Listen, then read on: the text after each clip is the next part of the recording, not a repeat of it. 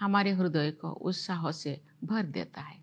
ये उत्सव 140 करोड़ से अधिक देशवासियों के साथ अपने इस महान देश का हिस्सा होने की हमारी खुशी को अभिव्यक्त करता है। जिस तरह हम अपने परिवार के साथ विभिन्न त्योहार मनाते हैं, उसी तरह हम अपने स्वतंत्रता दिवस और गणतंत्र दिवस को भी अपने उस परिवार के साथ मनाते हैं जिसके सदस्य हमारे सभी देशवासी हैं। 15 अगस्त के दिन देश विदेश में सभी भारतीय ध्वजारोहण समारोह में भाग लेते हैं, देशभक्ति के गीत गाते हैं और मिठाइयाँ बांटते हैं। बच्चे सांस्कृतिक कार्यक्रम में भाग लेते हैं। जब हम बच्चों को अपने महान राष्ट्र तथा भारतीय होने के गौरव के बारे में बातें करते हुए सुनते हैं, तो उनके उद्गारों में हमें महान स्वतंत्रता सेनानियों की भावनाओं की प्रतिध्वनि सुनाई देती है।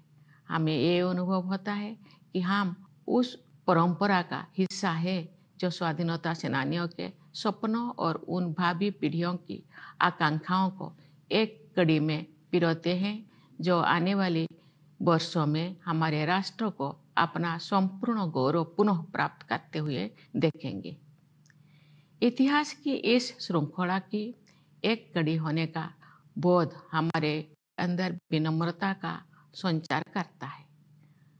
ये बोध हमें उन दिनों की याद दिलाता है जब हमारा देश विदेशी शासन के अधीन था।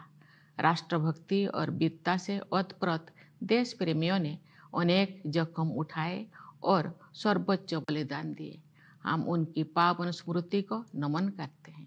उनके अथक प्रयासों के बल पर भारत की आत्मा सदियों की नींद से जाग उठी, अंतर्धारा के रूप में सदैव विद्यमान रही। हमारी विभिन्न परंपराओं और मूल्यों को पीढ़ी दर पीढ़ी हमारे महान स्वाधीनता सेनानियों ने नई अभिव्यक्ति प्रदान की।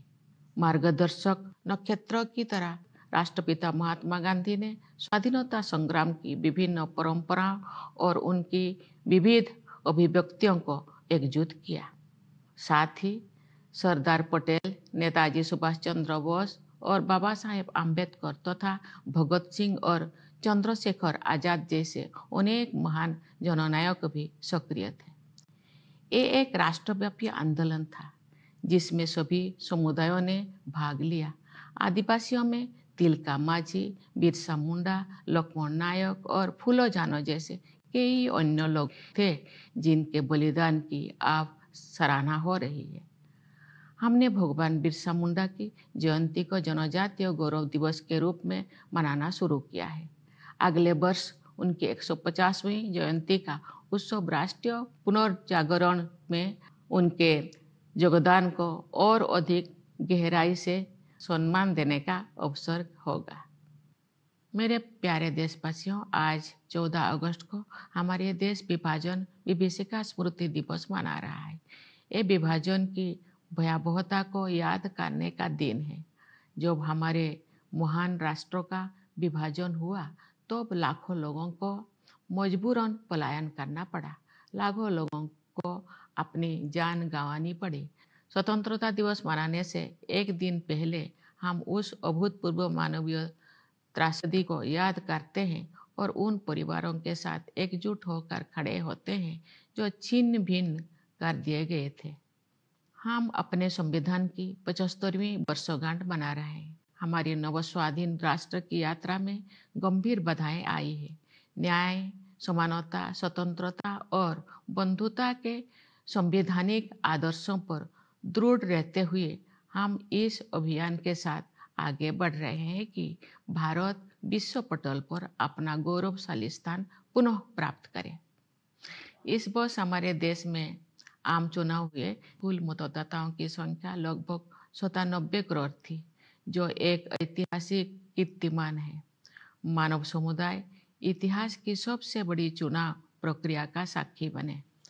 इस तरह के विशाल आयोजन के सुचारू और त्रुटि रहित संचालन के लिए भारत का निर्वाचन आयोग बधाई के योग्य है।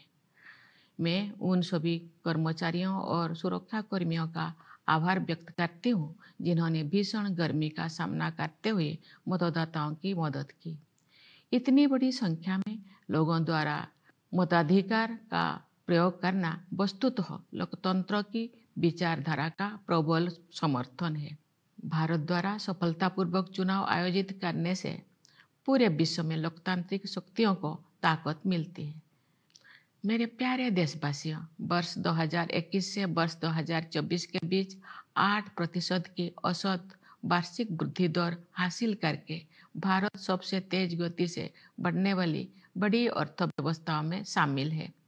इससे न केवल देशवासियों के हाथों में अधिक पैसा आया है, बल्कि गरीबी रेखा से नीचे रहने वाले लोगों की संख्या में भी भारी कमी आई है।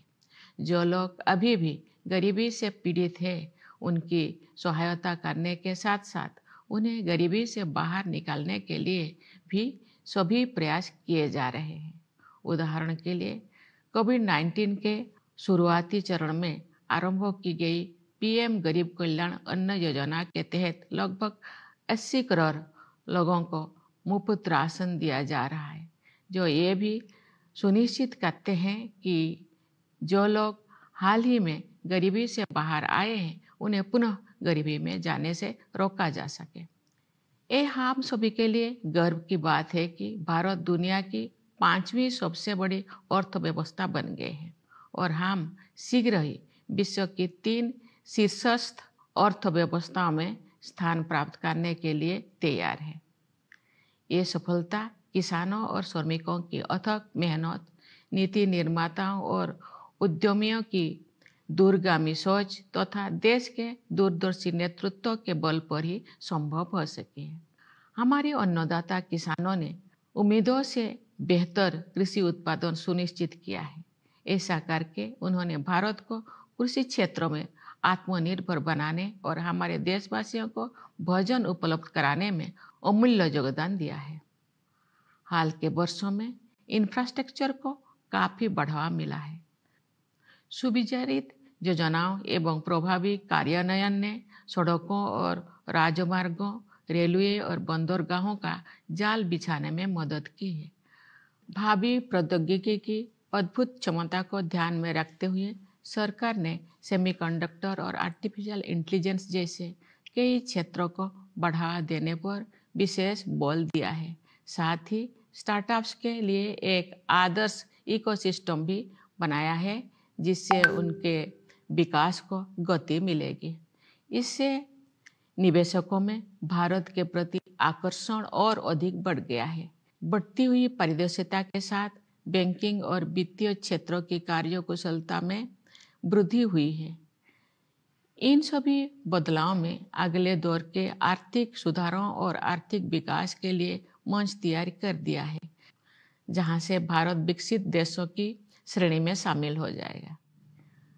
तेज गति से हो रही न्यायपरक प्रगति के बल पर वैश्विक परिदृश्यों में भारत का कद ऊंचा हुआ है।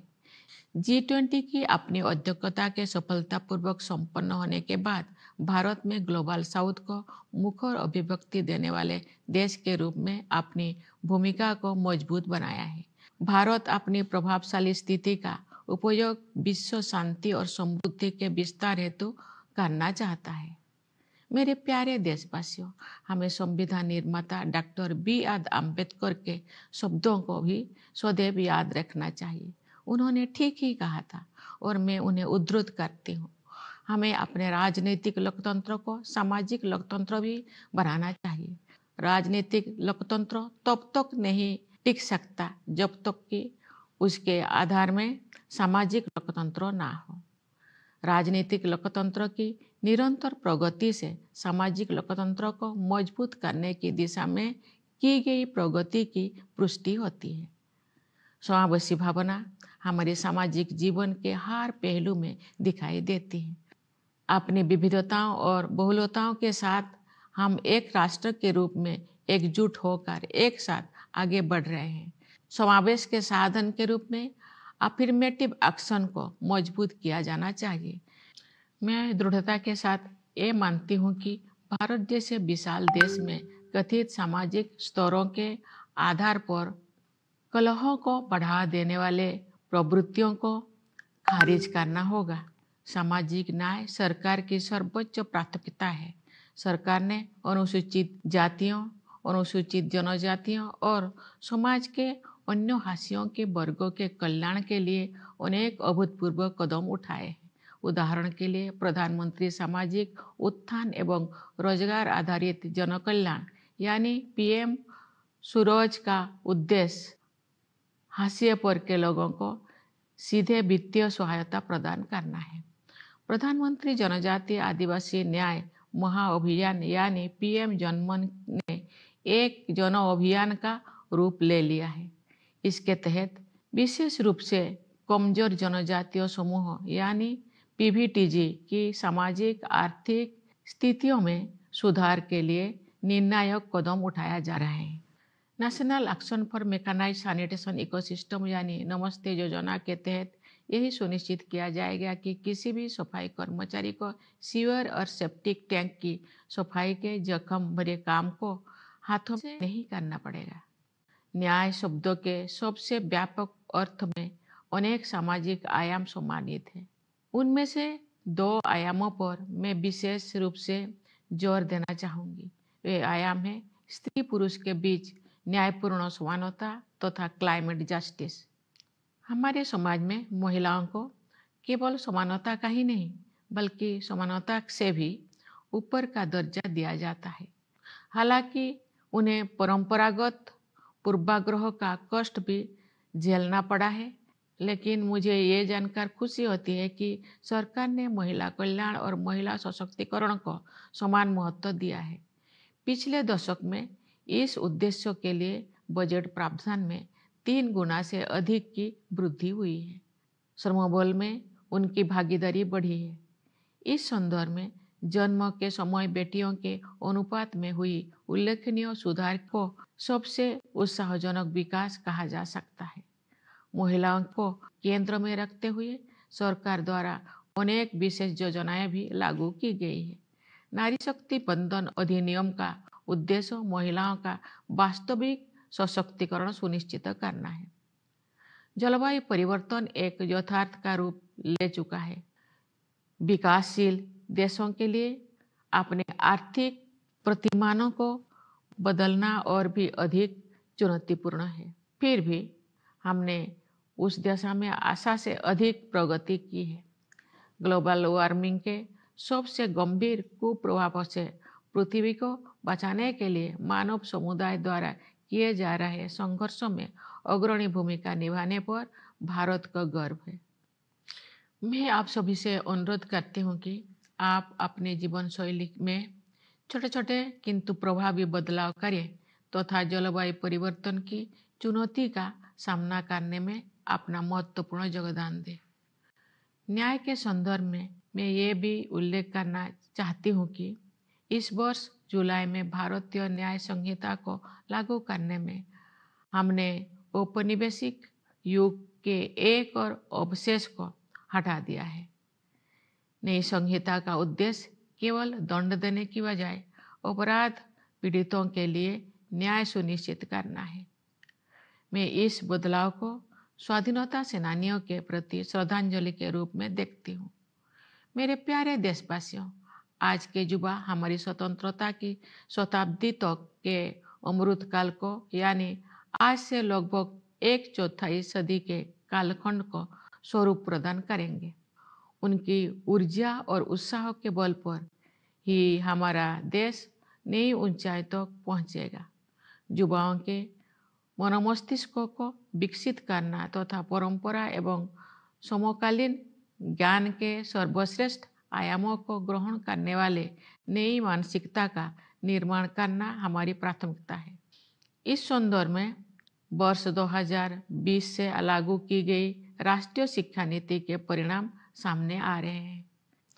युवा प्रतिभा का समुचित उपयोग करने के लिए सरकार ने कौशल रोजगार तथा अन्य अवसरों को सुलभ बनाने के लिए पहल की है। रोजगार और कौशल के लिए प्रधानमंत्री की 5 योजनाओं के माध्यम से 5 वर्षों में 4 करोड़ 10 लाख युवाओं को लाभ मिलेगा। सरकार की एक नई पहल से 5 वर्षों में 1 करोड़ युवा अग्रणी कंपनियों में इंटर्नशिप करेंगे। ये सभी कदम विकसित भारत के निर्माण में आधारभूत योगदान देंगे। भारत में हम विज्ञान और प्रौद्योगिकी को ज्ञान की खोज के साथ साथ मानवीयता पूर्ण प्रगति के साधन के रूप में देखते हैं। उदाहरण के लिए डिजिटल एप्लीकेशन के क्षेत्र में हमारी उपलब्धियों का उपयोग अन्य देशों में टेम्पलेट के रूप में किया जा रहा है। हाल के वर्षों में भारत ने अंतरिक्ष अनुसंधान के क्षेत्र में अभूतपूर्व प्रगति की है। आप सभी के साथ में भी अगले साल होने वाले गगनयान मिशन के शुभारंभ की उत्सुकता से प्रतीक्षा कर रही हूँ।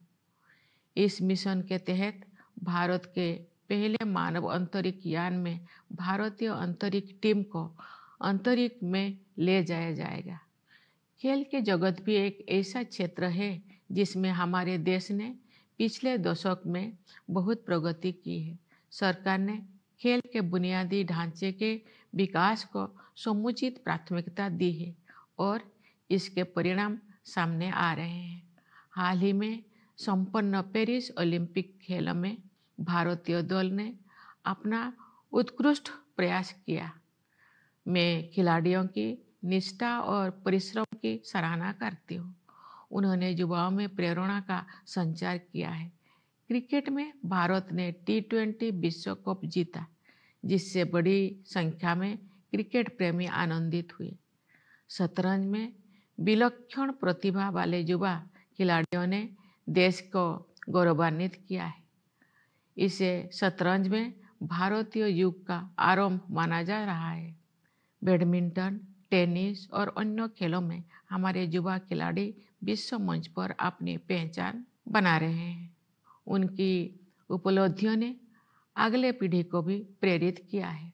मेरे प्यारे देशवासियों, पूरा देश स्वतंत्रता दिवस मनाने के लिए तत्पर है।